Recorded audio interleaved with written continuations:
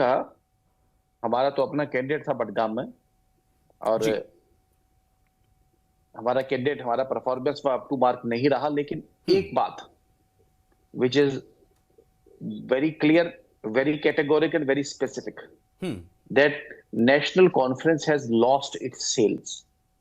अच्छा। नेशनल कॉन्फ्रेंस अपना आधार खो चुकी है। नेशनल कॉन्फ्रेंस ने धोखे से, फरेब से, झूठ से सब्ज बाग दिखा के जम्मू कश्मीर के लोगों को ये वोट लिए, और अपनी एक भी चुनावी गारंटी कंप्लीट करने में, फुलफिल करने में नेशनल कॉन्फ्रेंस नाकामयाब है। जिसका नतीजा है, मैंने शायद आपसे पिछली बार भी बात की थी, आप ही से बात की थी, कि ये जो राज्यसभा चुनाव में भी इनके जो चुने हुए प्रतिनिधि हैं, उनको जनता का के साथ डायरेक्ट इंटरफेस करना उनको मुश्किल हो रहा है। और आज फिर दोबारा नेशनल कॉन्फ्रेंस अपने ही एक स्ट्रॉन्ग होल्ड में, बल्कि उमर अब्दुल्ला साहब इसी सीट से एक साल पहले जी। बड़े मार्जिन के साथ, लीड के साथ जीते थे। और बड़ा चिंता का विषय है कि ये इतने बड़े मार्जिन के साथ इस सीट आज उन्होंने लूज की है।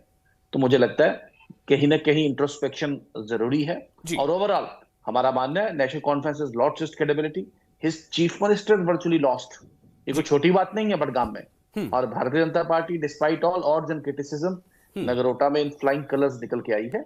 भारतीय जनता पार्टी ने, नगरोटा की जनता ने फिर आशीर्वाद दिया। हालांकि नगरोटा की सीटें नेशनल कॉन्फ्रेंस के पास थी 2014 में, तो ये भाजपा के पास फिर आई है, पूरे लीड के साथ आई है, और कंट्री वाइड भी।